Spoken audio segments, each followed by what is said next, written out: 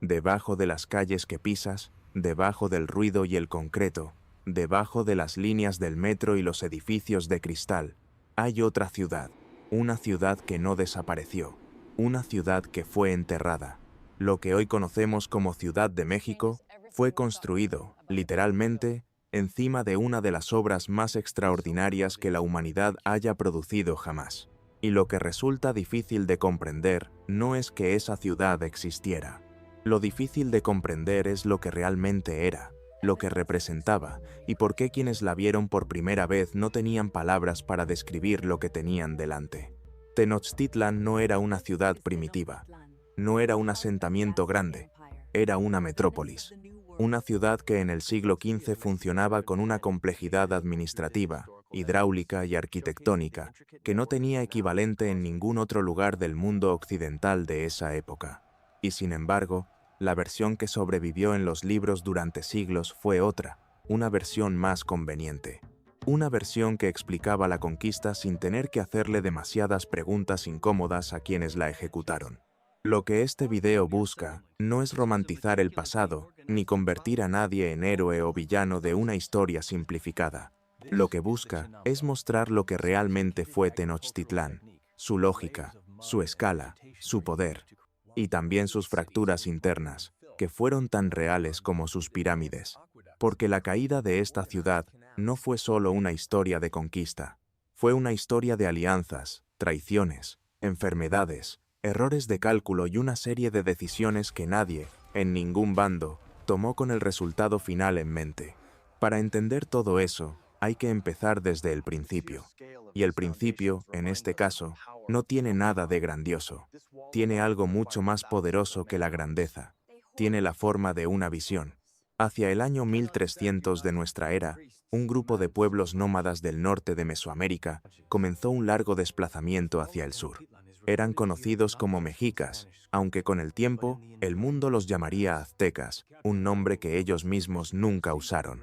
Venían de un lugar llamado Aztlán, una región mítica cuya ubicación exacta nadie ha podido confirmar con certeza, y llevaban consigo una identidad particular construida alrededor de su dios tutelar, Huitzilopochtli, el dios del sol y de la guerra. Según su tradición, ese dios les había prometido una señal que les indicaría el lugar donde debían fundar su ciudad definitiva. La señal era un águila sobre un nopal, devorando una serpiente. Durante décadas caminaron. Llegaron al Valle de México, una cuenca rodeada de volcanes y montañas, cruzada por un sistema de lagos interconectados. Era un territorio controlado por otros pueblos más establecidos y más poderosos. Los mexicas no eran bienvenidos. Durante años vivieron como mercenarios, como tributarios de señoríos más fuertes, moviéndose de un lugar a otro sin poder asentarse. Fueron expulsados múltiples veces, sufrieron hambre y sometimiento. Y sin embargo, algo en su cohesión interna y en su disciplina colectiva les permitió sobrevivir donde otros grupos se habrían disuelto. En el año 1325, según la tradición propia de los mexicas, un sacerdote o un grupo de sacerdotes encontraron la señal. Estaban en un islote en el lago Texcoco, uno de los cuerpos de agua que dominaban el valle. Sobre ese islote, un águila sobre un nopal, la señal prometida. Ahí fundaron Tenochtitlán. Lo que viene después es uno de los procesos de construcción urbana más impresionantes de la historia precolombina.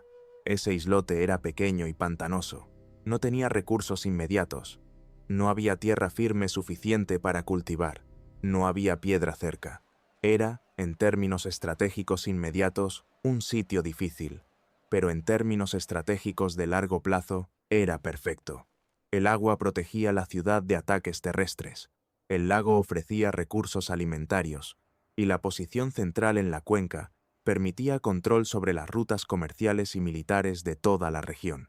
Los mexicas entendieron eso, y lo que hicieron a continuación fue transformar ese islote pantanoso en una ciudad que 100 años después haría quedar boca abierta a los hombres más viajados de Europa. El primer gran desafío fue la tierra. Si el lago no tenía suficiente suelo firme, había que crearlo. Y ahí aparece una de las innovaciones más sofisticadas del mundo prehispánico: las chinampas. Las chinampas eran estructuras de tierra y vegetación construidas sobre el lago mediante un sistema de estacas y capas de lodo, plantas acuáticas y raíces entrelazadas. No eran islas artificiales en sentido estricto, pero funcionaban como superficies de cultivo extremadamente productivas. El agua circulaba entre ellas, regulaba la humedad del suelo y permitía cosechas múltiples al año. Las chinampas de Tenochtitlán y de las zonas adyacentes alimentaron durante siglos a una de las concentraciones humanas más densas del hemisferio occidental. Pero las chinampas eran solo el principio. La ciudad también necesitaba agua dulce. El lago Texcoco era salado en su parte central, y el agua para consumo humano debía venir del exterior. Los ingenieros mexicas construyeron acueductos, no uno, sino varios. El más famoso era el acueducto de Chapultepec, que llevaba agua desde manantiales en tierra firme hasta el corazón de la ciudad, a través de una calzada sobre el lago. Era un sistema doble, con dos canales paralelos, de manera que mientras uno se limpiaba o reparaba, el otro continuaba en funcionamiento. Eso no es improvisación, eso es planificación hidráulica avanzada. La ciudad creció conectada a tierra firme mediante tres grandes calzadas que cruzaban el lago. La calzada norte hacia Tlatelolco, la calzada sur hacia Iztapalapa, la calzada oeste hacia Tlacopan. Cada una medía varios kilómetros y tenía puentes levadizos que podían cortarse en caso de ataque. La red de canales internos permitía que canoas cargadas de mercancías llegaran directamente al corazón de la ciudad. Tenochtitlan era, en muchos sentidos, una Venecia del continente americano, aunque construida con lógicas propias y sin ninguna influencia externa. En el centro de la ciudad estaba el recinto sagrado, y en el centro del recinto sagrado estaba el Templo Mayor, una pirámide doble dedicada a dos dioses, Huitzilopochtli, el del sol y la guerra, y Tlaloc, el de la lluvia y la fertilidad. Esta dualidad no era decorativa. Representaba las dos fuerzas sobre las que descansaba el poder mexica, la capacidad de hacer la guerra y la capacidad de hacer crecer el maíz, la violencia y la vida, el dominio y la abundancia, los dos lados de un mismo sistema de poder. El Templo Mayor fue ampliado 7 veces a lo largo de la historia de Tenochtitlan. Cada nuevo gobernante añadía una capa sobre la anterior, convirtiendo el edificio en un registro físico del poder acumulado. Cuando los arqueólogos comenzaron a excavarlo en la segunda mitad del siglo XX, encontraron esas capas superpuestas como páginas de un libro, cada una con sus ofrendas, sus objetos rituales, sus signos del tiempo y del poder que representaba. Alrededor del templo se organizaba una ciudad de una lógica sorprendente. Las calles, los canales, los barrios y los mercados seguían un orden que combinaba función administrativa, función comercial y función simbólica. Cada barrio, cada calpulli, tenía su propio templo, su propia escuela y su propio sistema de gobierno interno. La ciudad no era un caos de construcciones, era un sistema. Y si te gustan estas historias contadas con profundidad real, sin simplificaciones baratas, suscríbete ahora, porque lo que viene es exactamente la parte que los libros de historia suelen dejar afuera. El mercado de Tlatelolco merece un apartado propio. Tlatelolco era una ciudad gemela de Tenochtitlán, situada en el mismo sistema de islotes, y su mercado era el más grande del continente americano. Cuando los soldados españoles lo vieron por primera vez en 1519, algunos de los que habían viajado por el Mediterráneo y por los mercados de Oriente dijeron que nunca habían visto nada igual, no por exotismo, por escala y por orden. El mercado de Tlatelolco funcionaba con una regulación interna muy precisa. Había sectores diferenciados para cada tipo de mercancía. Había jueces de mercado que resolvían disputas comerciales en tiempo real. Había un sistema de equivalencias que funcionaba como moneda, usando granos de cacao, telas de algodón y plumas de determinadas aves como medio de intercambio. Miles de personas pasaban por ese mercado cada día, decenas de miles en los días de mayor actividad. Todo esto no surgió de la nada. Detrás de la grandeza de Tenochtitlán había un sistema político que era, al mismo tiempo, una obra de ingeniería social. El Imperio Mexica, que los historiadores también llaman la Triple Alianza, funcionaba mediante una combinación de dominación militar, extracción de tributos y alianzas estratégicas. Tenochtitlan, Texcoco y Tlacopan formaban el núcleo del poder. Desde ahí irradiaban hacia afuera una red de señoríos sometidos que debían entregar periódicamente bienes, trabajo y, en ciertos contextos, personas para los rituales. Ese último punto es el que la historia simplificada convierte en el único punto: el sacrificio humano. Y sí, existía. Era parte integral del sistema religioso mexica, y no tenía la misma escala en todos los períodos ni en todos los contextos. Pero reducir la civilización mexica a esa práctica es el equivalente histórico de reducir la Europa medieval a la Inquisición. Las dos cosas existieron. Las dos cosas deben entenderse en su contexto. Y ninguna de las dos es la totalidad de lo que esas civilizaciones fueron. Lo que sí es relevante entender es que el sacrificio humano cumplía una función política además de una función religiosa. Los prisioneros de guerra sacrificados en Tenochtitlan provenían de pueblos sometidos o de enemigos capturados. El ritual no era solo comunicación con los dioses, era también una demostración de poder, un mensaje claro hacia adentro y hacia afuera del sistema, un lenguaje de dominio que todos los que vivían en la región sabían leer. Y ese lenguaje tenía un costo que los gobernantes mexicas fueron acumulando sin percibir del todo cuánta presión generaba. Los pueblos sometidos pagaban tributo. Los pueblos que no aceptaban la dominación eran atacados y forzados.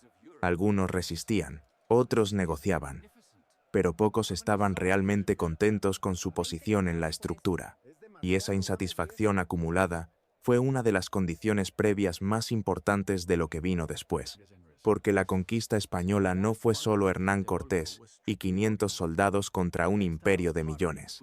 Si hubiera sido solo eso, el resultado habría sido otro. Lo que fue, en realidad, fue una coalición.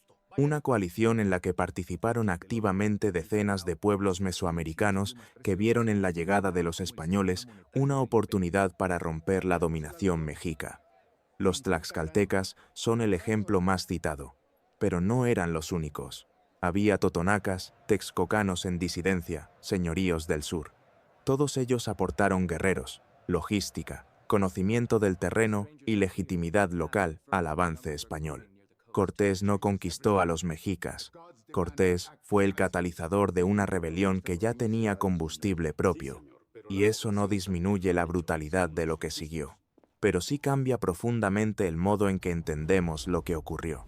La llegada de Cortés a México comenzó en 1519.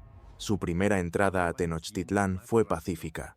El Güey Tlatoani, el gobernante supremo, era entonces Moctezuma II, y su decisión de permitir la entrada de los españoles ha sido debatida durante siglos.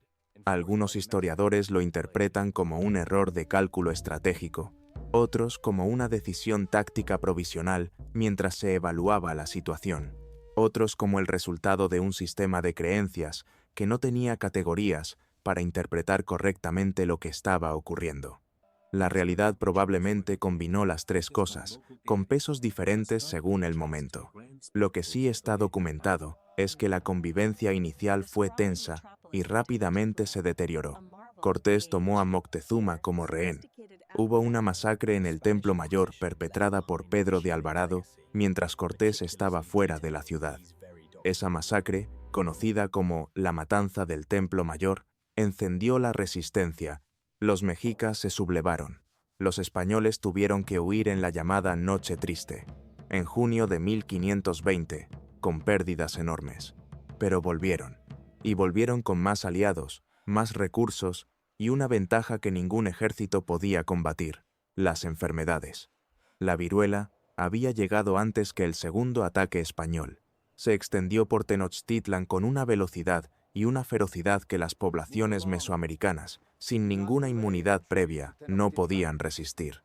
Se estima que murió entre 1/3 y la mitad de la población de la ciudad antes de que comenzara el sitio final. Entre los muertos estaba el sucesor de Moctezuma, Cuitláhuac, que gobernó apenas 80 días antes de morir de viruela. El sitio de Tenochtitlan comenzó en mayo de 1521 y duró hasta agosto. Fue una operación militar de una brutalidad sistemática.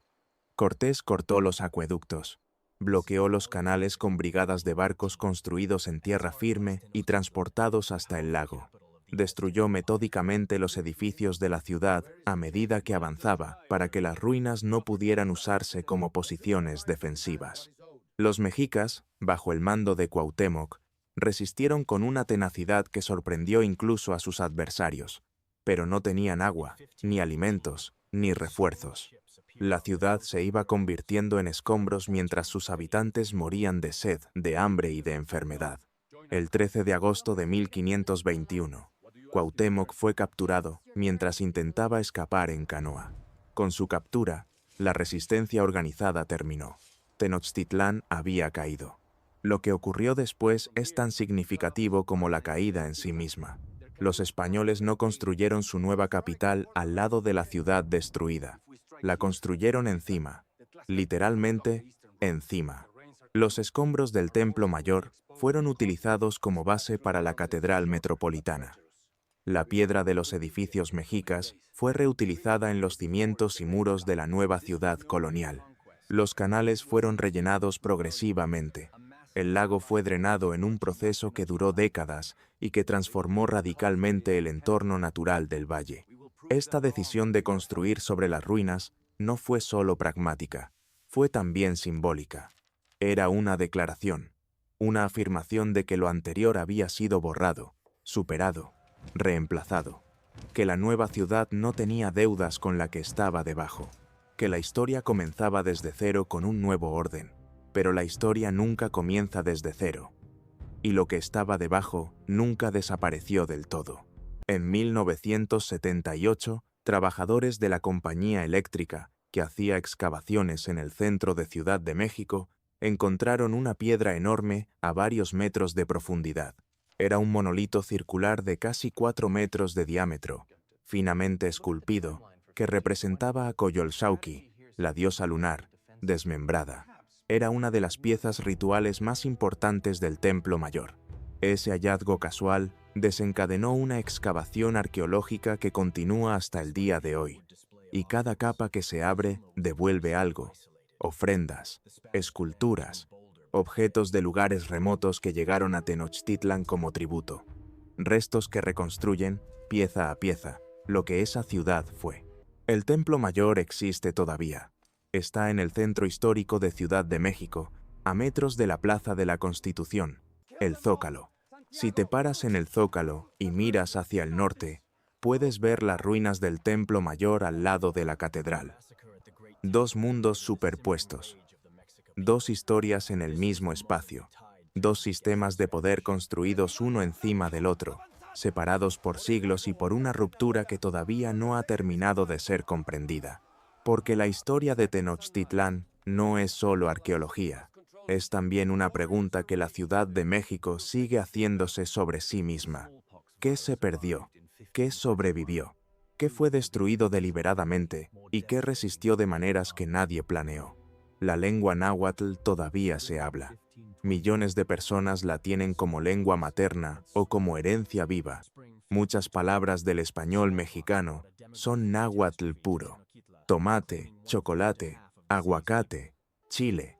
La cocina que el mundo reconoce como mexicana tiene raíces directas en los sistemas alimentarios prehispánicos. Las chinampas de Xochimilco son patrimonio de la humanidad y todavía producen alimentos para la ciudad. Nada desapareció del todo. Fue transformado, presionado, suprimido, reinterpretado, pero siguió ahí. Lo que hace fascinante a Tenochtitlan no es solo su escala o su sofisticación técnica, aunque ambas cosas son genuinamente impresionantes. Lo que la hace fascinante es que no cabe en las categorías simples. No era un paraíso. Tenía jerarquías brutales, prácticas que causaban sufrimiento real a personas reales, un sistema expansionista que generaba resentimiento profundo en los pueblos sometidos. pero tampoco era el infierno bárbaro que la narrativa colonial necesitaba construir para justificar lo que se hizo. Era una civilización, con todo lo que eso significa, con su grandeza y sus contradicciones, con su inteligencia y su violencia, con sus inventos extraordinarios y sus errores de cálculo fatales. Esa complejidad es la que los libros de historia suelen sacrificar, y sacrificarla siempre tiene un costo.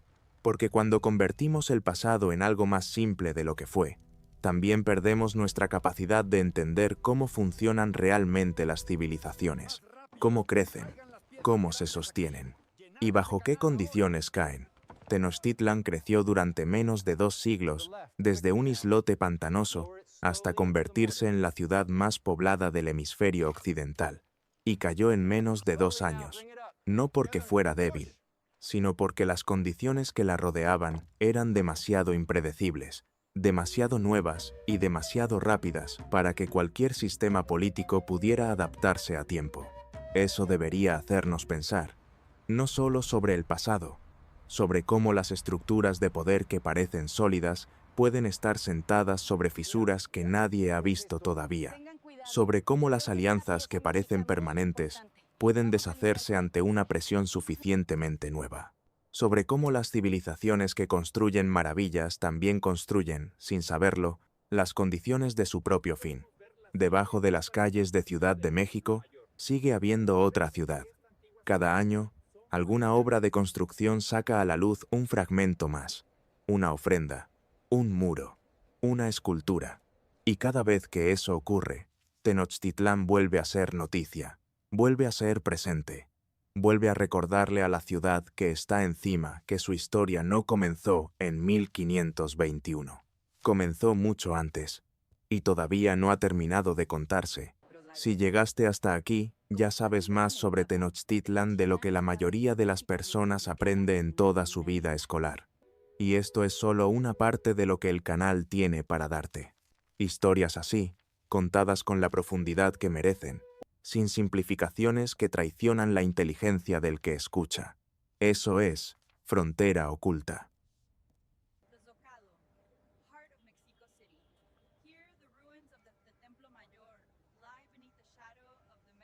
Si llegaste hasta aquí, comenta archivos para que yo sepa que viste el video hasta el final. No olvides dejar tu like y suscribirte para apoyar al canal. Nos vemos en el próximo capítulo.